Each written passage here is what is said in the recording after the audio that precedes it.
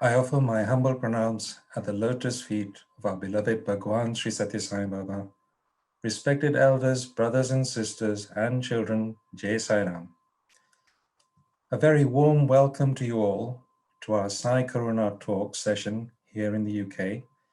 I pray and hope that you are all well and safe with Swami's grace. It's been a difficult time for many during this pandemic, and there are many stories, which I'm sure will be shared in time to come. But one thing that has always been our guide in any of these difficult situations is faith, our faith in the Lord, and how to put into practice His divine messages. These have been explained to us in basic human terms.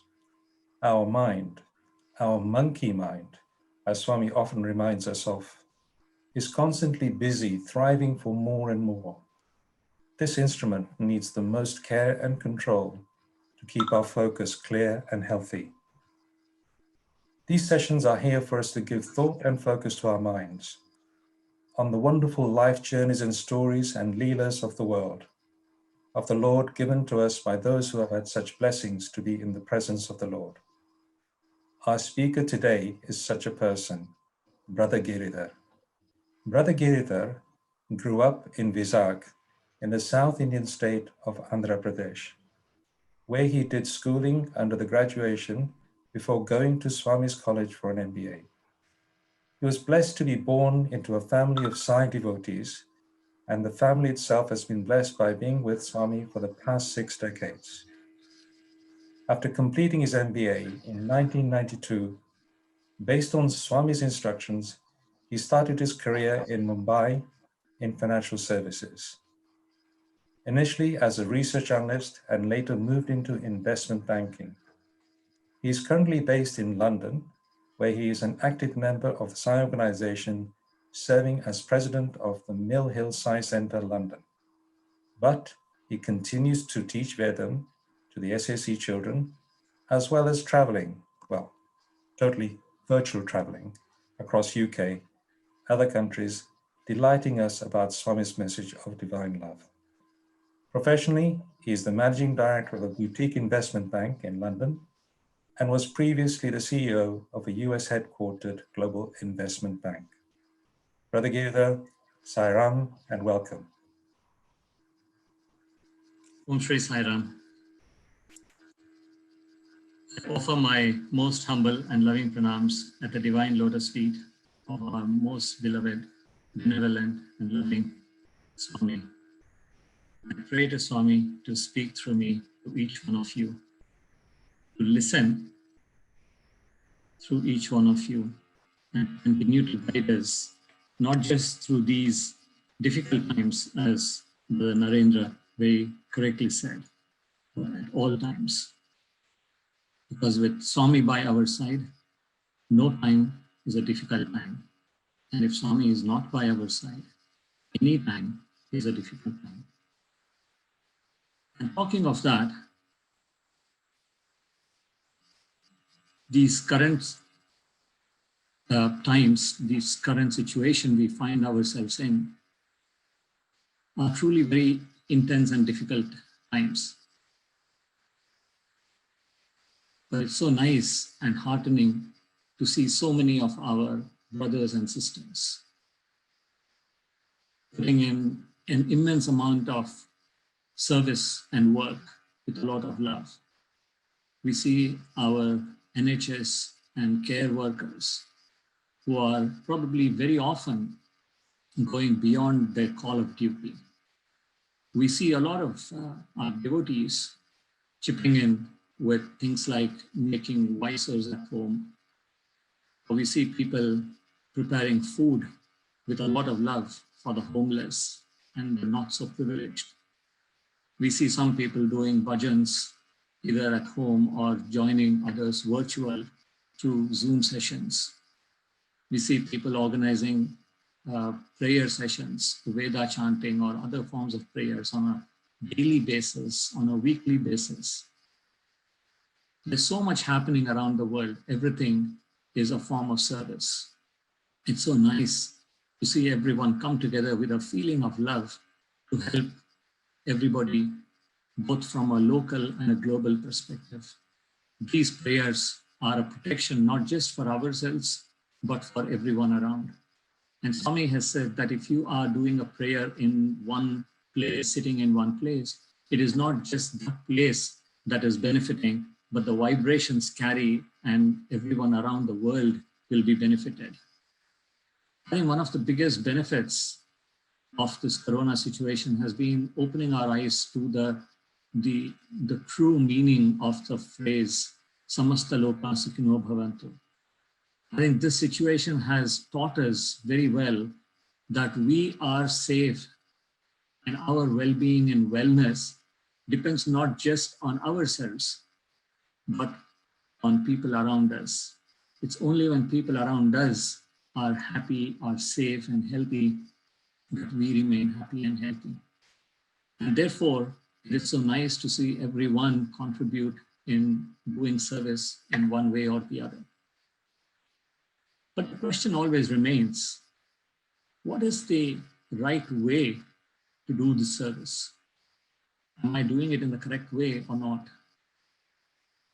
And there was this beautiful incident that happened, a very small but a very profound incident that happened in Kodaikanal a long time ago, where on the previous day, Swami had distributed T-shirts to all the boys who came.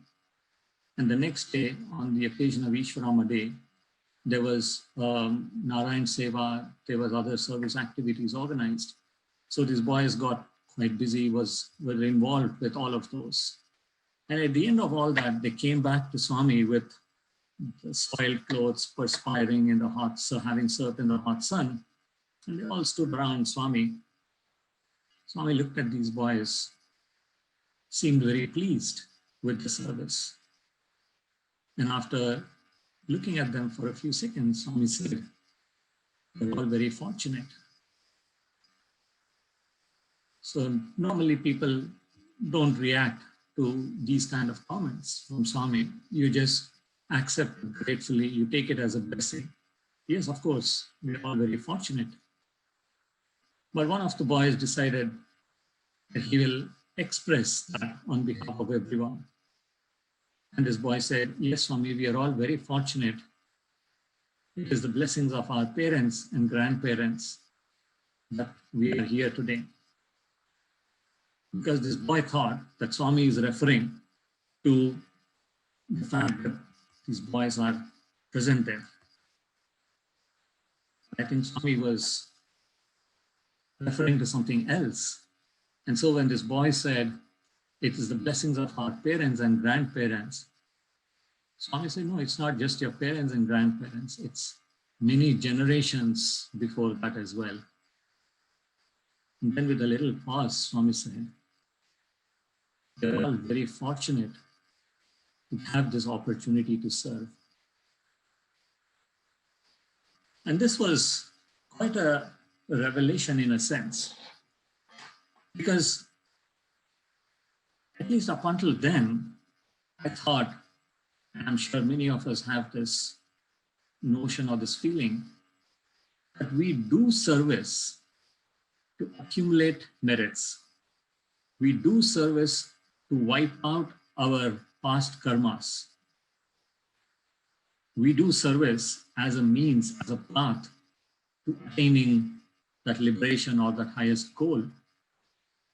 But here, Swami is saying, we are fortunate to have the opportunity to serve, which means the opportunity to do the service is the result of a lot of past accumulated good deeds. Now, that is a perspective that was quite different from what we held up until then. And I think that is a very important lesson and message for all of us. Whatever be the form of service that we have an opportunity to do, we should be grateful. And we should do that, as Swami himself said again in several discourses, do that with a lot of humility, with the feeling that he is doing the work through us. In as much as I am named as a speaker for today, but I'm not the one speaking. It is Swami who is really doing the talking. And just so that I don't have any doubts about this, Swami clarified and specified this to me quite early on when he said to me, you, well, he didn't say you, but you're a speaker. And then he pointed to a sound box, the speaker, and said, the sound comes from the speaker, but the source is inside. And so it's very clear that we, in whatever activity we're doing, whether it's singing bhajans or speaking, or it is chanting Vedas, or it is doing a service activity, we need to be clear in our minds that we are not the doers. The doer is really Swami, and we are simply an instrument for Swami to work through us. We need to remind ourselves that we have an opportunity to be present at that place. And we are not doing those people a favor by undertaking the service activity. We are doing ourselves a favor. And this whole Corona situation has also reminded us one other thing, that we need to be grateful for coming into Swami's fold. We need to be grateful for the fact that we have come to know Swami. We did not come because we wanted to come. We came here, and we are here because he has very graciously and lovingly called us. And in that sense, one of the thoughts that keeps coming to a lot of people, and I have heard this from many people, is we feel, oh, we have come so late to Swami. I wish I had come 10 years earlier, 20 years earlier, whenever. But we don't know what the right time is. Swami knows when is the right time. And he said this. I remember he said this to my wife once in an interview. I think it was in 2004, when she said, Swami, I feel so bad that I have come so late to you. Swami said, be happy that at least now you have come. And imagine, after 2011, we don't even have that physical form to look at. So in that sense, if there was a choice, then yes, anyone would take the 2004. I remember this one incident when we were sitting for darshan, and one of the boys who was sitting next to me at that time, he said, and this was the time when Swami was coming in a wheelchair. He said, brother, can you tell me what it was like when Swami used to walk amongst all of you? And yes, those were the days when we would sit in nice, neatly formed rows, and we would create and leave a path for Swami. There was a standard fixed path, but Swami was free to walk anywhere, and he used to just do this, and the boys would make place, and Swami would walk through. And that was the beauty, that true love my uncertainty. And those were the days. Yes, we cherished those days. They were great. And this boy, when he said, tell me what it was like when Swami was walking amongst you, I almost had a tear in my eyes at that time, because I remember when I joined the college and I heard the stories of all the very nice interactions that the boys of the earlier years had with Swami. I thought those were the days. I should have come at that time. I have come so late. It was almost like I missed the bus, kind of. That was the sort of feeling. And so when this boy said, tell me what it was like, I was reminded of that thought, and I thought, how blessed and fortunate was I that I came at that time. And then a few years later, I'm sure that boy thought, I never met him again, but I'm sure that boy thought, how fortunate was he to have come at that time when he did. So we never know what the right time is. We should just be happy and grateful that we are in the divine presence. Wherever we are in the divine presence.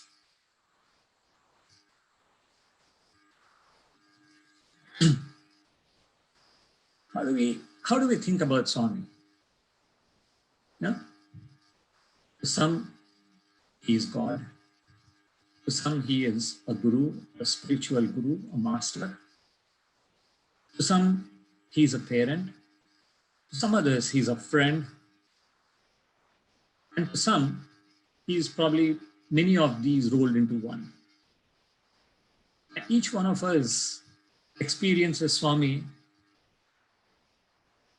in different ways and based on our own, call it perceptions or our own spiritual development.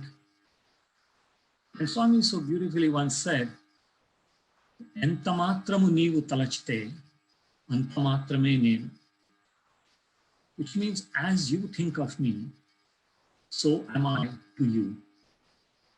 If we think of ourselves being near and dear to him, then he is near and dear to us. But if we think of ourselves as being very far away, as some distant acquaintance rather than a close family, then he will be that. But there is something about Swami which is beyond these perceptions. And Swami has either explained or outlined those to us at various times. And it's also important we keep that in mind, because it is important we know who this person is that we are worshipping, that we are placing our faith in him.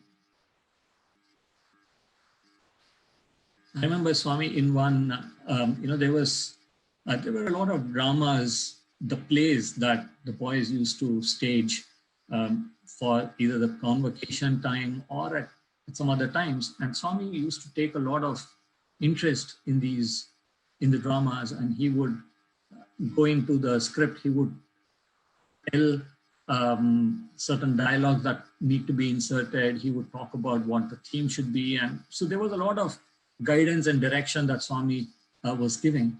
So in one such drama, Swami asked to insert these lines, which I don't think he said this in a public discourse, but Swami gave these lines to be inserted into the drama. And he said, talking about himself, he said, Naham manushyo, na deva yaksha, na brahmana, kshatriya, vaishya, shudra, na brahmachari, gruhi vanasto, aham satya bodhaka, satyam shivam sundaram. Naham manushyo, na deva yaksha. He said, I'm not man, as in a human being, like all of us perceive ourselves to be. Not a deva yaksha. He's not one of those gods or the demigods. Na brahmana, kshatriya, vaishya, shudra. He is beyond these differences of caste that we have. Na brahmachari, gruhi, vanasto. He said, I'm not our normal definition is someone who does not marry is a brahmachari, someone who has married is a gruhi, gruhastha, someone who has given up all of this and gone into the forest. As the olden days, we had these 4 stages of life. Has gone into the forest is a vanaprastha. He said, I'm not any of those. Then who am I? Aham satya bodhaka. He said, I am the one who will show you, reach to you the truth.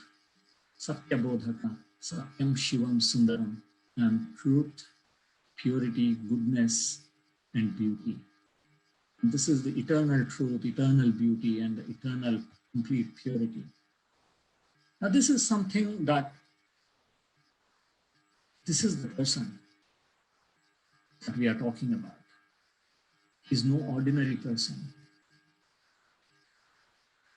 And this also brings me to the very nice point that Brother Narendra mentioned in his in the opening talk, that of faith.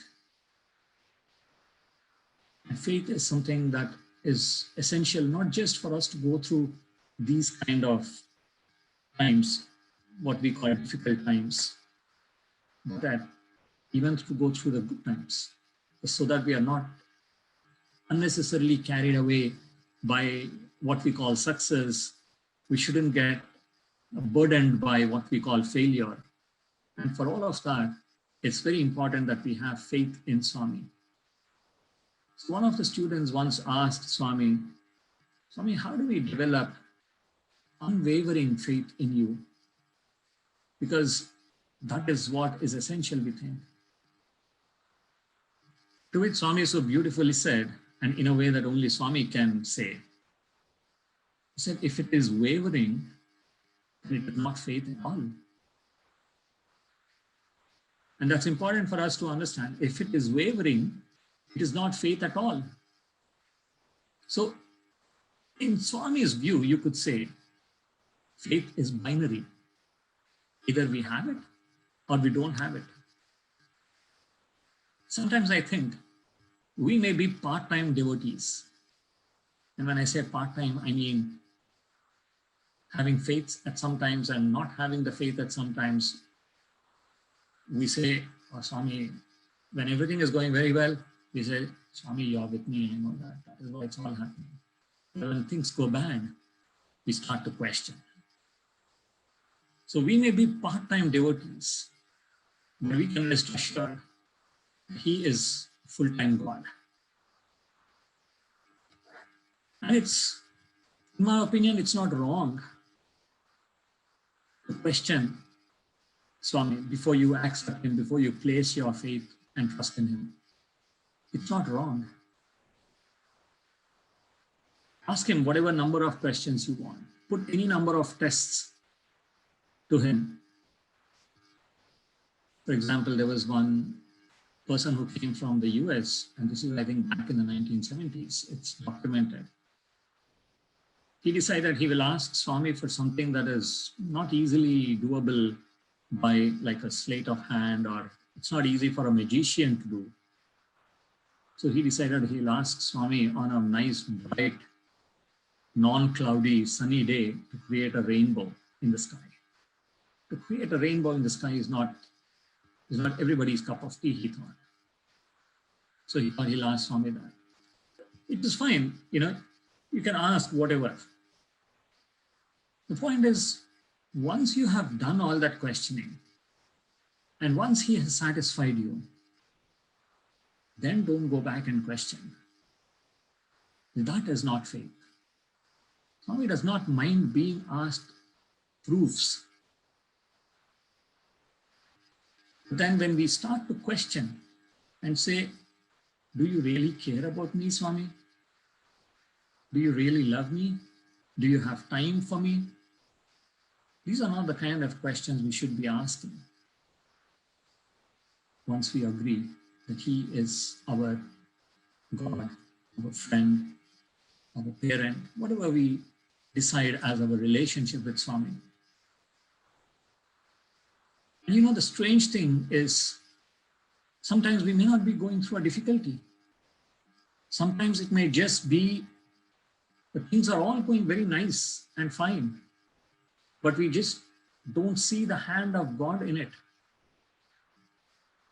And I'm reminded of that circumstance or the situation which resulted or which ended up getting me into Swami's college. It's a long story. I won't go into the whole thing, but I'll tell you in brief. We, as Brother Naren said, we were a family that had been blessed to be with Swami for maybe the last 60 odd years. So my parents wanted me to study in Swami's college. I did have the idea, but once I did engineering for my undergraduate, we thought that there is no opportunity for me to study in Swami's college because they had this undergraduate in sciences, and once I've done it, then there's nothing much I could do there. And in those days, it was very common and normal for many of the engineering graduates to go to the US for higher studies and then settle down there for what they thought was a good life. Sorry. So after I completed engineering, a lot of my classmates had gone to the US. So I decided that I will go as well. And so it was the following year that I was to go there. So I had my mind set on going to the US. On the other hand, my parents were very keen and praying fervently that I should study in Swami's college. And as our luck would have it, in one of my visits to Puttaparthi, we came to know that Swami has started an MBA program. And once again, in those days, that combination of an engineer, being an engineer and having an MBA degree was considered to be very good from a career perspective. It was a good formula for success in the career. So I thought that did not look like a bad idea, but I was pretty keen on going abroad. So I said to my mother one day, if Swami wants me to study in his college, then he should give me admission. So that, if you see, is a challenge that I threw to Swami. And if he wants me to study there, then he should give me admission. So Swami took up that challenge in right earnest. But then there are things that I had to do from my side. The least of which was I had to ask for an application form because that is the prerequisite. You have to send a requisition for an application form. And I did not do that. And Swami accepted that challenge as well. And he sent the application form to our house through somebody, which came to our house completely unexpected. I refused to see Swami's hand in that. And then I sent an incomplete application form. So the university sent it back to me, giving me additional time. And the registrar of the university at that time afterwards, he told me that is something they never did for anybody. So I don't know why they did that. Even then, I did not see Swami's hand in it. I did not prepare for the entrance exam at all. Zero preparation. And yet I got admission in. I was one of the 27 candidates who got selected from among about 1,200 people who gave the entrance exam that year. I still did not see Swami's hand in it. And so Swami was very kind to me. And he sent somebody, of course he did not instruct someone physically to come and tell me this, but in his own divine way, he inspired, and one of the other boys came and said to me, "Brother, do you know that Swami himself selects the MBA students?" I quickly dismissed that and I said, Swami has better things to do. And anyway, I said, Swami doesn't know me. How did he select me? I can imagine if you say the faculty people in the college who looked at my answer sheets, who listened to me in a group discussion, or who interviewed me, if they selected me, if you said that they selected, I can understand. Swami doesn't know me. How would he select me? I said. And that discussion ended there. Because what it meant was I still refused to see Swami's hand in that incident. We forgot about it, went through the first year. At the end of the first year, Swami called a few of us inside Sai Vrindavan. Swami called a few of us inside Sai Vrindavan. We were sitting around. There were not too many of us. I got a place which was right next to Swami's right hand. Swami was sitting in a sofa. I was sitting on the right hand side of Swami. Swami was talking to us. And during the course of that, the registrar and some of the other university officials walked in with a bunch of papers. And they handed back to Swami and said, Swami, these are the results of the various entrance exams. And these are the list. This is the list of all the candidates provisionally selected by us. Right on top was the list of MBA students. And as the divine play happens, Swami turned to me, sitting on, because I was sitting right when my hand was touching Swami's hand, the way I was sitting. Swami turned to me and he asked for a pen. I didn't have one. So in the meantime, the registrar handed over a pen to Swami. So Swami took that pen, started going through that list. So now, I mean, it's not my business, but curiosity got the better of me. And I peeked in to look at what's there in that sheet. It was a list of about 50 people, as he said, provisionally selected for admission to the MBA program. And Swami started going through that list, putting a tick mark against one name, cross against another one. He struck off some names. He went through that entire list very slowly, took a lot of time. And then he quickly browsed through the other sheets. He handed that bunch of papers back to the registrar. And in a very casual, matter-of-fact way, he turns to his right, looks at me to hand over the pen to me. Swami's face and my face were probably less than 1 foot away. He looked straight into my eyes, says nothing. I said nothing. And he, as if realized that the pen doesn't belong to me, took it away and gave it to the registrar. The significance of that look and the significance of that whole episode was absolutely clear to both of us. To everybody else, it was just a very simple instance of Swami asking for a pen, Swami mistakenly trying to give me the pen, which was not mine, and giving it back to the registrar. This is it. And this is how the divine play happens. Things that look very matter-of-fact from a distance or to someone else will have a completely different significance for the person for whom it is intended.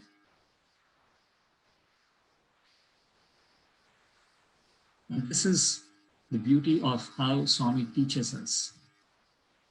And this is why we say he's a personal God as well. I remember back in 1947, I remember reading this letter somewhere. Swami wrote to his brother in response to concerns about Swami talking about his mission and devotees, and Swami talking a lot of what they felt were big things. And these were strange words and strange things for that simple family coming from a small village. So Swami's brother writes a letter to him saying, please come back, Swami, you don't need to do all these things. So one of the things Swami says in that, he talks about what his mission is, upliftment of mankind, Akhila Manavalaku. He wants to give peace and happiness to everyone in the mankind. And one last thing in that Swami says is, I have a definition for someone who can be called a devotee. And Swami says, a person who can remain calm, who can maintain equanimity whether he's going through ups or downs. He says, that is my devotee. Whether Swami talks to us or avoids us, whether Swami responds to our prayer or he seems to be avoiding our prayer, whether he gives us what we want or he denies us what we want, we should remain firm in our faith that he is God.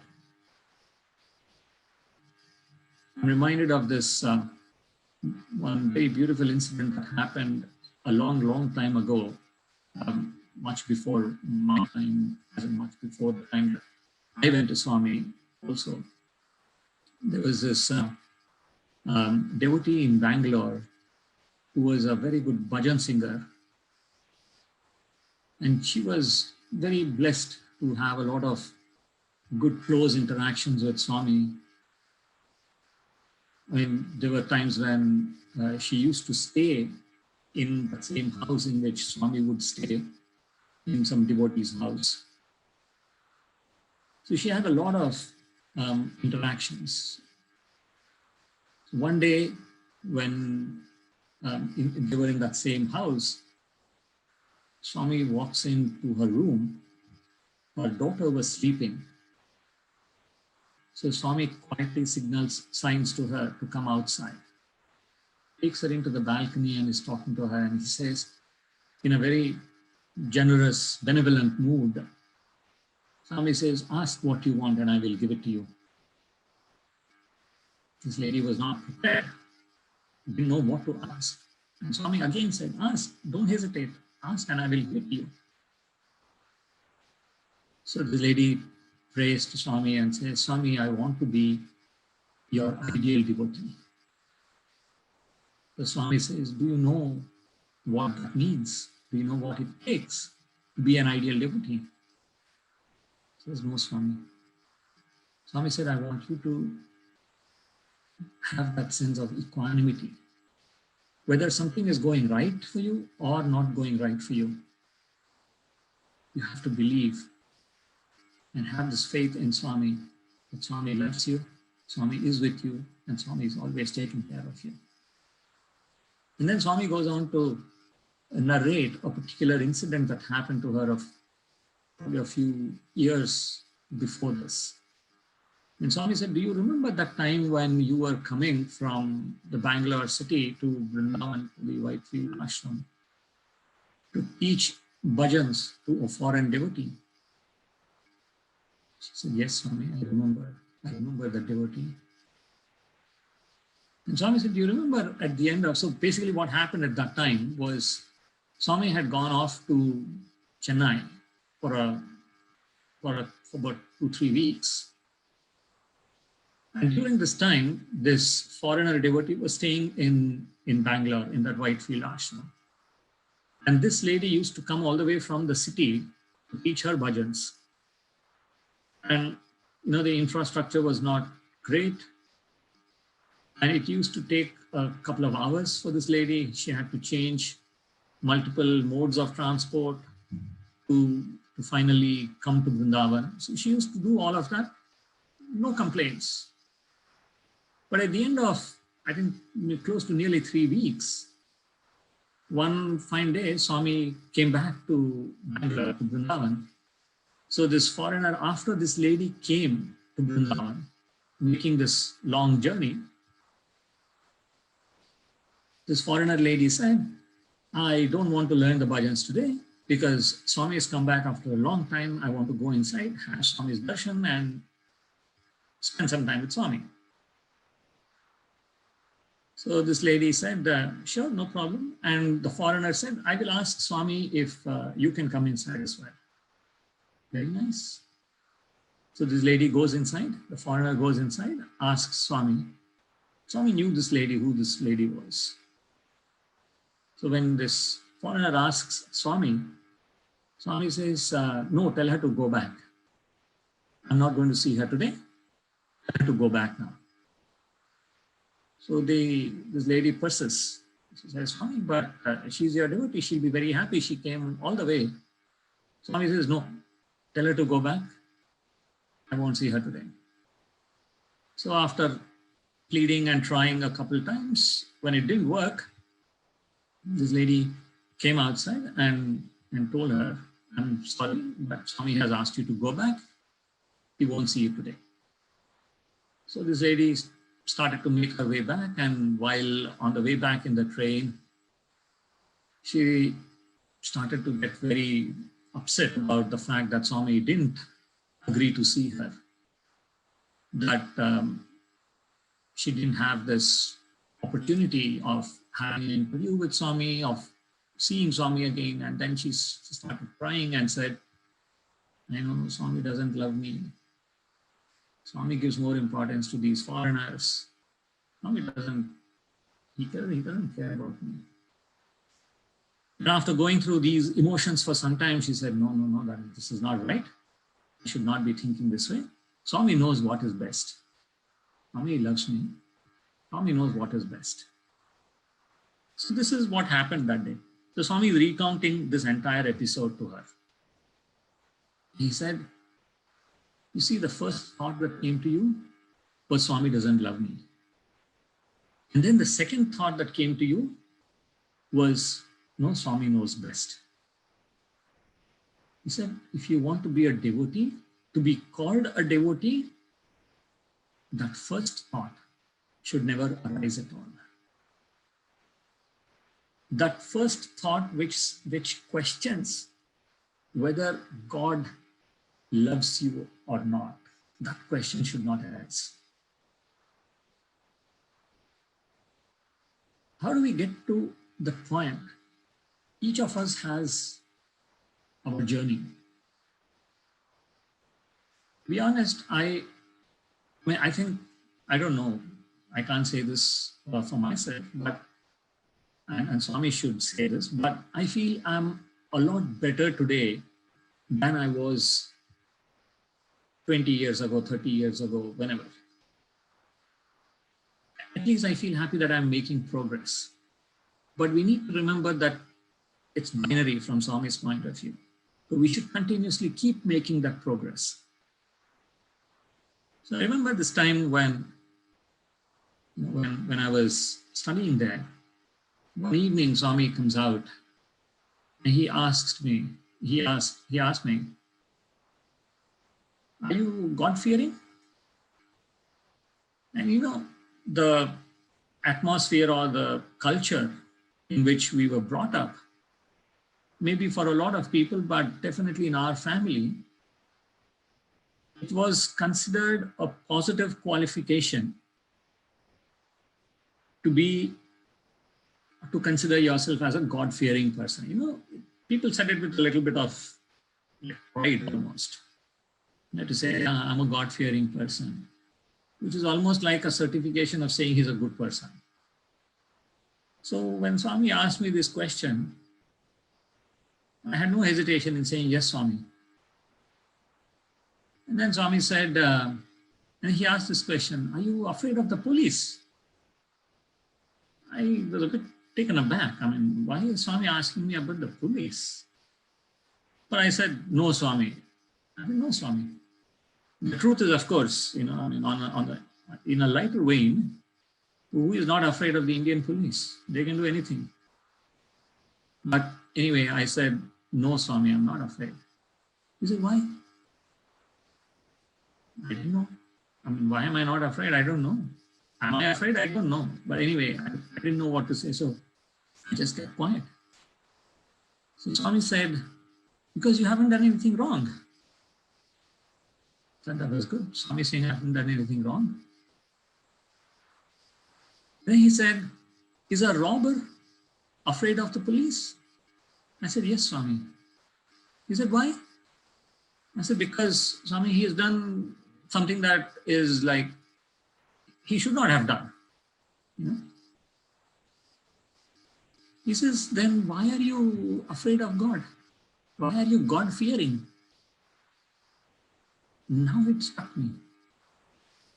The message that Swami was trying to give. He said, and then he carried on. He said, don't be God-fearing. You should love God. And this to me was very, very important.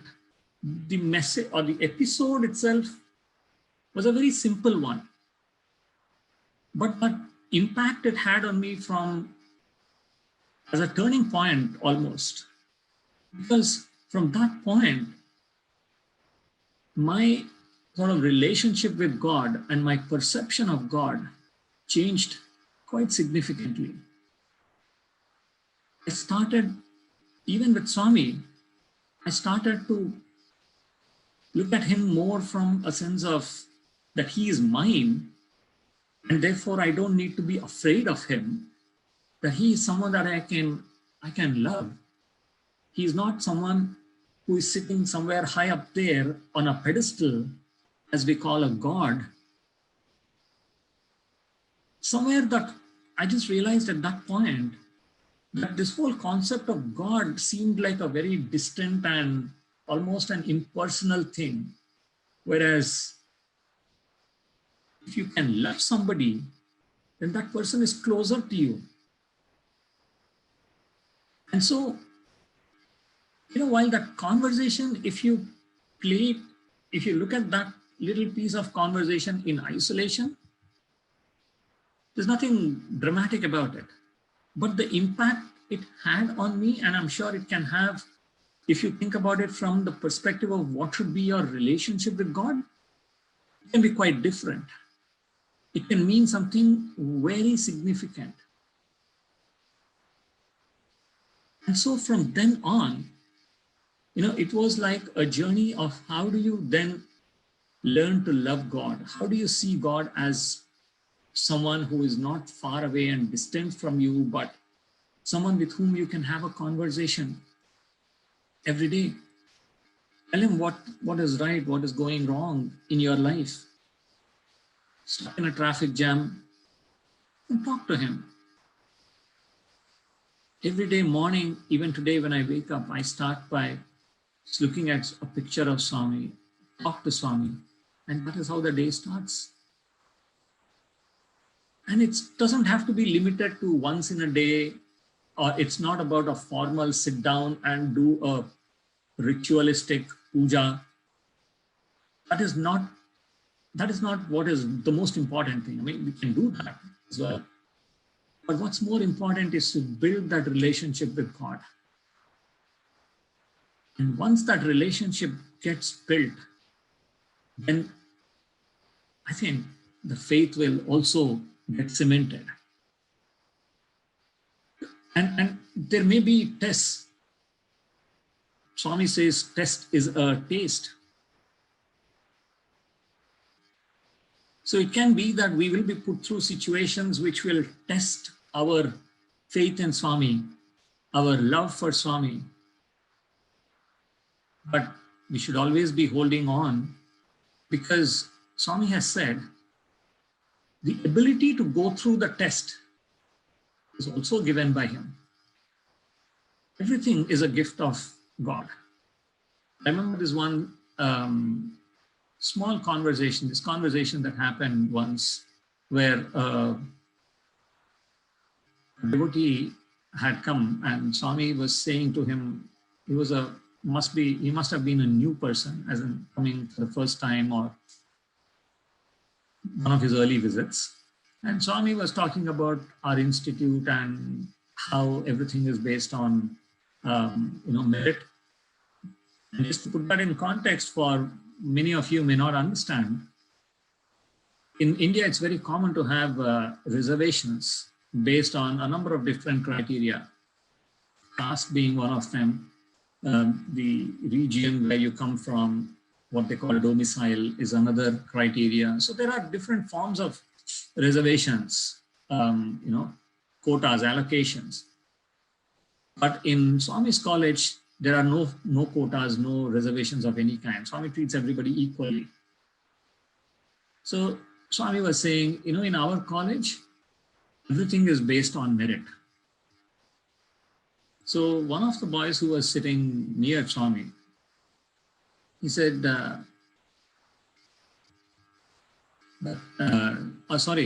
Swami said everything is grace, all Swami's grace. And this boy said, but Swami, it's all based on the intelligence, the entrance exam and the merit and how we perform in the entrance exam, right? And Swami said, but that is also Swami's grace. It took some time for everybody to register and understand what that meant. But the intelligence, everything is Swami's gift.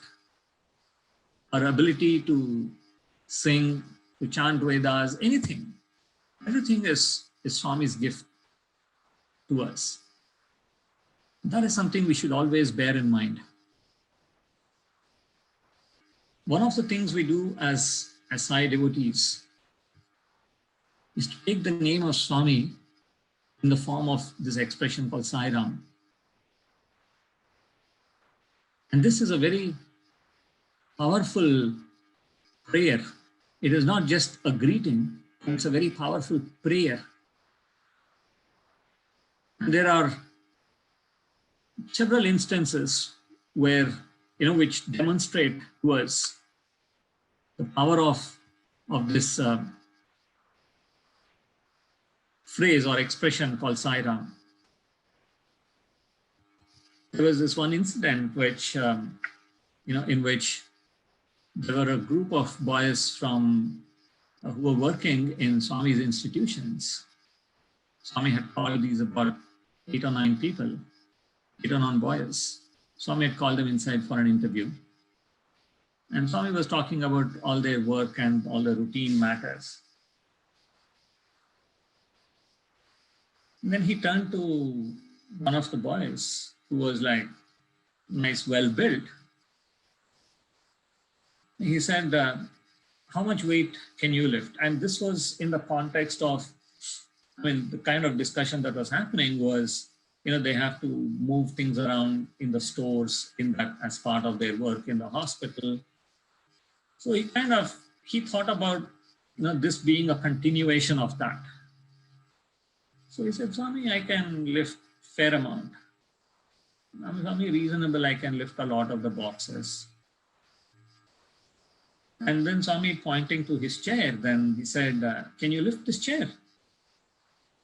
So the boy took a few seconds to study that chair. He thought, end of the day, it's a wooden chair. He said, yes, Swami, I can lift it. And now came the googly from Swami. He said, can you lift this chair with me sitting in here? This is obviously an unexpected one. How would you think of lifting a chair? With Swami sitting on the chair, how would you think of lifting it? Yeah, Swami said, can you do it? And before this boy could respond, he was really wondering whether he can do it or not. Swami said, okay, all of you join hands and try. So they thought this is a grand opportunity. This is very nice. We don't get this opportunity to, when Swami is sitting on the chair, lift Swami's chair. Where do you get that kind of an opportunity? So they said, yeah, good. Everyone prepared. They took their positions. This was the chair in Swami's interview room. So everyone prepared and tried lifting it. Didn't move. They tried again, changed their grip, tried again. This time they put a little more of their energy. 3 times, 4 times, it didn't work. They were almost out of exasperation. One of the boys then, while lifting or just at the time of when putting in that effort, one of the boys said, Sai Ram, and they were able to, it moved. And then Swami said, stop, put the chair down. And Swami said, see, when you said Sai Ram, you were able to lift the chair. And he gave a very beautiful and very important lesson for all of us. And he said, if you take Swami's name when doing any activity, you will be able to do it very easily. That activity will flow through very smoothly. There's another incident that I'm reminded of. Swami was on his way to Kodaikanal, and the car in which Swami was traveling was having some mechanical problems. And at one point on the journey, on the way, and this was quite a distance, still more than a couple of hours, maybe about 3 odd hours from Ooty, which was like the nearest big stop. This car stopped. And the person who was driving Swami's car, he said, stopped and there is a problem. And then he said, Swami has asked you people to carry on. I will take Swami, I will drive this car. So this other boy the boys who were in the other vehicle, they said, no, we can't let you do that because, this is the hill terrain and there's no one around. We can't let you go alone. So this person who was driving Swami's car, he said, this is Swami's instruction. You people go ahead. So this man goes back, sits in the car. He says, Sai Ram, turns on the engine, which was not starting earlier. This is a long story, which I'm cutting short. He turns on the ignition. Car starts. And he apparently kept saying Sai Ram all the way. Swami sitting quietly at the back. Said nothing. Swami did not ask this man to say Sai Ram, nothing. This man on his own is just chanting Sai Ram, because he knows what the problem is with the car. He just keeps saying Sai Ram, all the way through for the next almost 3 hours. He just kept on chanting Sai Ram silently in his mind. And the car goes smooth, no problems at all. He reaches Ooty. And as soon as he reached the building where Swami would be staying, he stopped saying Sai Ram in a sigh of relief almost. And the car stopped and wouldn't start afterwards.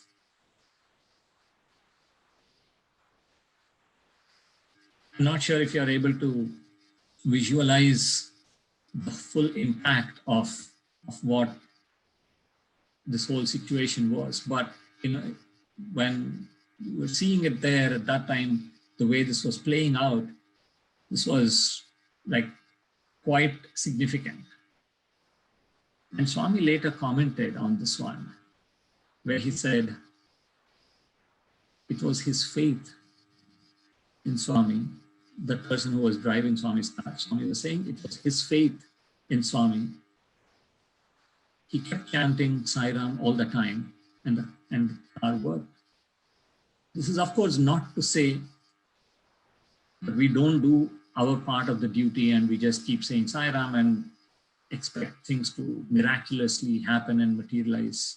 They can happen, but there's no need for Swami to do all that. He's empowered each one of us into doing things in the right way. He's given us the intellect, he's given us the faculties and the resources. So we should be able to do all of this. We should be able to do what we have to do. Take the name of the Lord and do what we have to do. And then he will work through us.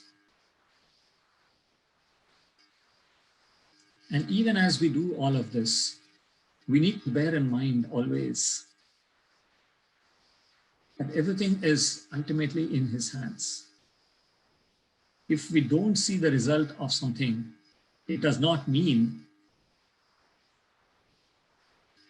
that Swami does not approve of us or does not believe in us or is not working through us. That is not what it means. It just means that that is a result he does not want for immediately now. Some other time, it will happen. And we should just be able to accept it. And I know it's not easy. whether we are in the organization as office bearers or just as active workers or just someone who is attending bhajans in a center, there will always be situations where things go not exactly the way we want them to. And in those circumstances, it's very easy to question, it's very easy to lose our calm. But that's the learning and that's the evolution that we have to go through. Because one of the things that Swami has said, and this is something that we should all bear in mind always, that all of these little, call them successes or failures, any of these things, everything is in Swami's hands. I remember recently, about 2-3 years ago, Swami said this about me, but he said this to someone else. Tell him that dene wala bhi Swami or lene wala bhi Swami, which means the one who gives is Swami, the one who takes is also Swami. I'm reminded of this one very, very powerful incident that happened once when I was in Puttaparthi. Swami was talking about a particular devotee. This was a morning time after the interviews, before the bhajan started. There were hardly 2 or 3 people. Swami was talking about a particular devotee. And he was talking about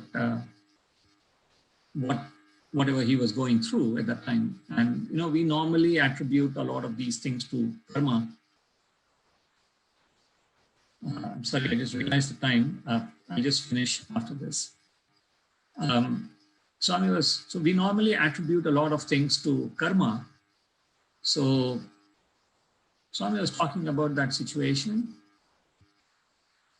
And then he said, what is all this? And then, all this karma, we say karma, prapti. Prapti means maybe destiny, if I don't know if that's the correct translation, but destiny could probably work. So Swami then, he suddenly stopped, gave me a hard, straight look. And he said, "Ye karma kya hai?" Sorry, he said, "Ye prapti kya hai?" He said, "When I want, I give it. When I want, I take it." Now, what we call prapti and karma as something which is merits accumulated from all the past births. Swami is saying, all of this is something that he can easily give or take. It's all in his control. I'm also reminded of one other conversation that one of our faculty members, our lecturers, had with Swami one day. And this man decided to give up his job as a faculty member in Puttaparthi. He was one of our MBA professors. He decided that this whole thing of preparing for a class and coming and teaching, set a question paper, be answerable to the administration, all of this is distracting him. It's a waste of his time. That he should give up all of this and just sit and do meditation. A lot of times we have these kind of thoughts. I'd rather just do my prayers quietly. Why should I get involved with these affairs of the organization? We get these thoughts sometimes. Personally, why someone else? I had these thoughts myself. Just before I took up this role. I shouldn't say I took up. Before Swami gave this role, I had these notions. So this man had very similar thoughts. So he wrote a resignation letter and handed it to Swami. He was giving it to Swami. Swami didn't take it the first time, second time, third time. And then Swami called all the students and the faculty members for an interview one day. And this man had an opportunity to bring this up. And Swami became very serious. And he said, you want to resign this job and sit and do some meditation and you think you will get your moksha by doing that?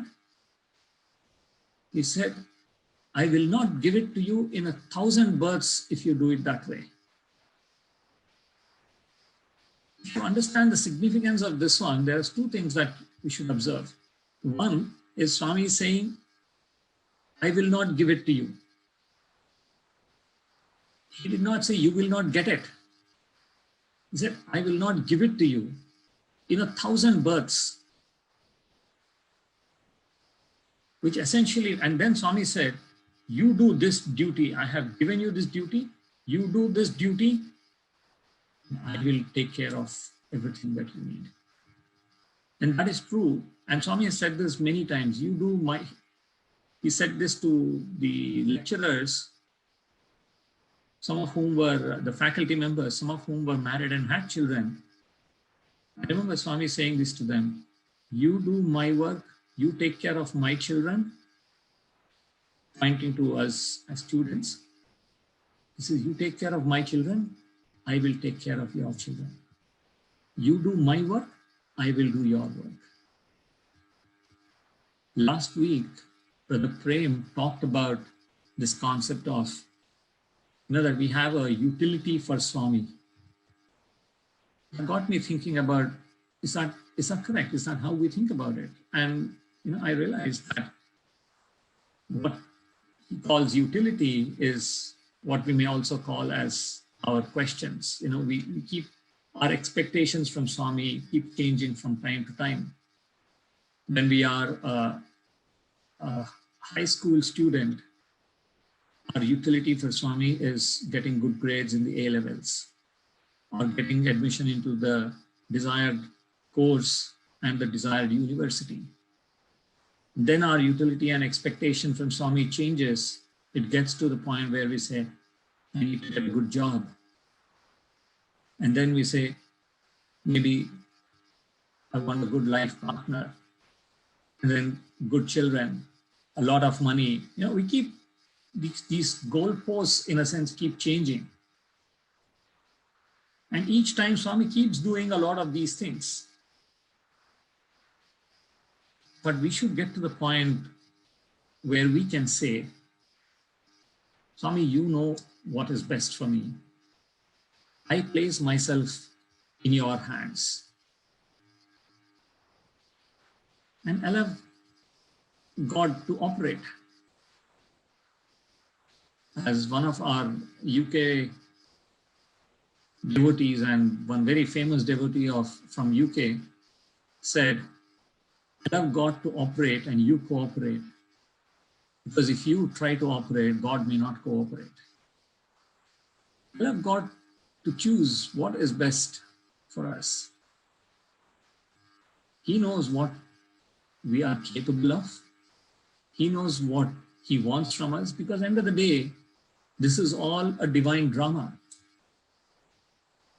I am playing the role of someone, an investment banker. But this is not me. And similarly, someone else is playing some other role. These are just roles, characters in a drama. We don't need to get too attached to these roles. Just play that role as an actor would do. If you go to a movie, you expect that actor to perform as the character requires. You don't expect that person to say, you are my friend, I'm not going to beat you up in the movie. If the character and the role requires him to beat someone up, he'll beat that person up. And they may be best of friends off screen. But they need to remember that and be in that realization all the time. That is the important thing. That is the lesson. And it's not easy for us to learn. We keep going through these iterations of, we learn it sometime, we forget it, and then we again remind ourselves. So it kind of keeps going back and forth. But let us all, through these, whether it's this Corona time or whatever other situation that God may throw at us, through all of these, let us always remember that our Swami is with us all the time, that our Swami loves us, he cares for us, he's listening to us, he is doing things for us. The time frame in which he does may be different from our expectation. What we ask for may be different from what he is deciding to give. But let us always remain grateful for everything that we have. Let us be grateful most importantly for the fact that he has allowed us into his fold. That he has allowed us to know him and to see that, to be able to worship him, to know that there is a God called Swami, to be in his fold, to have this opportunity of thinking of him, of talking about him, of singing about him. This is all a great blessing. Let us all be grateful for these opportunities and then do whatever we can, because ultimately this is a drama. This is a divine drama. We have to realize who we truly are, who we really are, that we are all part of one family, Vasudhaiva Kutumbakam. We are all family of God. In fact, we are all one with God. And that is the point we need to get to, if we realize. With that, thank you all for giving me this opportunity. I'm grateful to Swami once again for giving me this opportunity to be his speaker. And on behalf of all of us, I pray to Swami to lead us, to guide us, to be with us, and to help us realize that he is with us at all times, so that we can ultimately reach our goal, our destination, which is him, his lotus feet. Jai Sai Ram.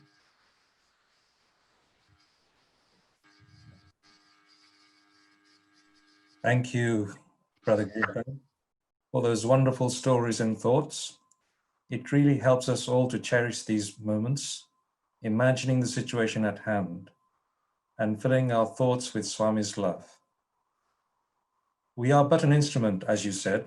So much love has been observed by serving with love and humility in the current situation. Let us all be grateful for the good fortune for even knowing or hearing of Swami. If it is wavering, it is not faith. Let us stay strong in bad times, as well as good times, and have firm faith in him. The first question should not arise whether God loves me or not. Are you God-fearing? Don't be God-fearing, but love God. Build that relationship with God, with all the tests that are come our way. Lifting Swami in his chair, imagine that, saying the word Sai Ram and it lifted. So do everything with the name of the Lord. Success or failure, everything is in Swami's hand. So leave it to him. You do my work and I will take care of you. Play your role.